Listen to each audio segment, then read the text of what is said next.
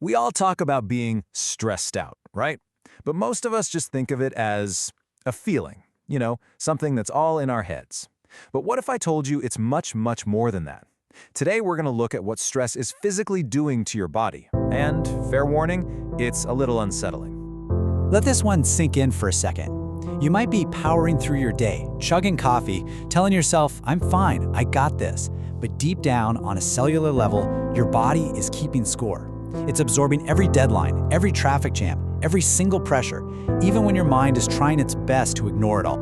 And that's the million-dollar question, isn't it? Beyond the tight shoulders or the thoughts that just won't stop racing, what's the actual biological damage? What's the chain reaction that's getting set off inside your organs, your brain, and even your immune system? All right, let's get right to the heart of it. To really understand the kind of damage we're talking about, you first have to understand the weapon stress uses. And it's this ancient, incredibly powerful mechanism that gets triggered deep inside all of us. You've heard of the fight or flight response?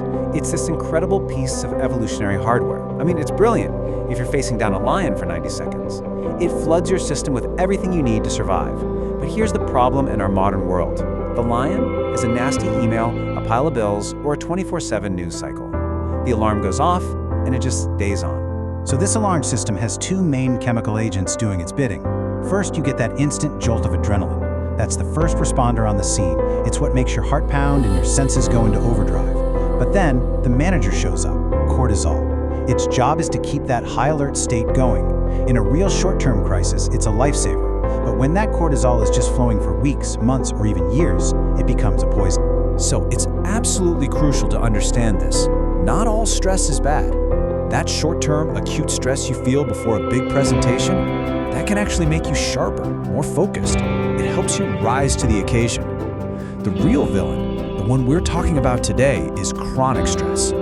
That's when the emergency is over, but the hormones never get the memo to go back to normal. And that's when your body starts breaking down under the relentless pressure. So, where does all that constant, non-stop pressure go?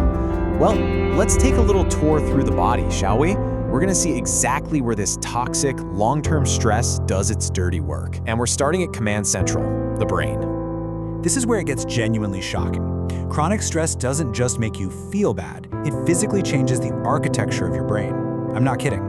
It literally shrinks the part responsible for memory and focus, while at the same time it makes your fear center, the amygdala, bigger and more reactive.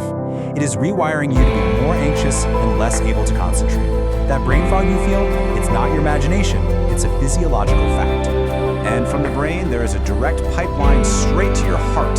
When you're living in that chronically stressed state, your heart is constantly in emergency mode. Your blood pressure stays elevated, inflammation starts building up in your arteries. You're basically forcing your entire cardiovascular system to run a marathon 24 hours a day, 7 days a week. Eventually, that system is going to pay a heavy price. Ever wonder why your stomach gets all tied up in knots when you're anxious? Well, it's because your fight or flight response is pulling resources away from things it deems non-essential for survival, like proper digestion. It messes with your gut's healthy bacteria, and then, to add insult to injury, those high cortisol levels specifically make you crave sugary, fatty foods and tell your body to store that energy as, you guessed it, belly fat. And on top of all that, stress systematically takes down your body's personal security team. It suppresses your immune system, which is exactly why you always seem to catch that cold when you're overworked. It also completely destroys your ability to get deep, restorative sleep. And of course, being exhausted makes you even more vulnerable to stress. It's a perfect, vicious cycle.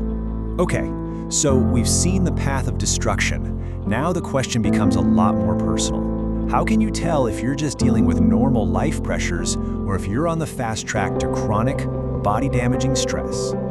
So as we go through this next part, I want you to take a moment and just be really, truly honest with yourself. Your body has probably been sending you signals for a while now. The real question is, have you been listening? Just look at this list. These are not just part of life. These are bright red warning lights on your body's dashboard. The frequent headaches, that bone-deep exhaustion you just can't sleep off, the constant irritability, the brain fog, these are clear, undeniable signs that your body is struggling to cope.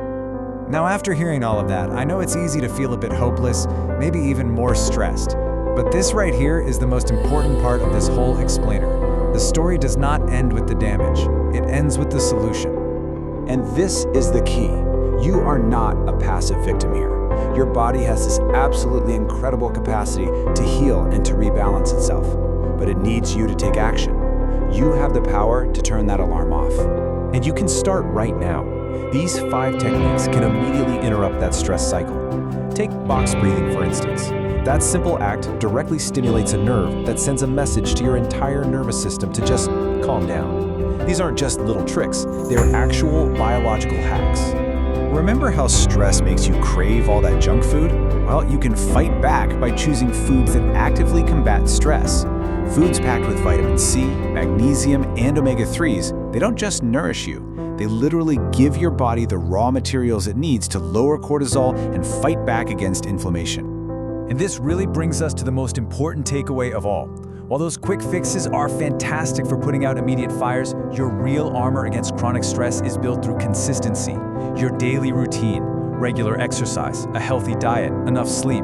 These aren't just wellness buzzwords. They are the absolute foundational pillars of a resilient nervous system. And so we end right back where we started. The headaches, the fatigue, the anxiety, they aren't random.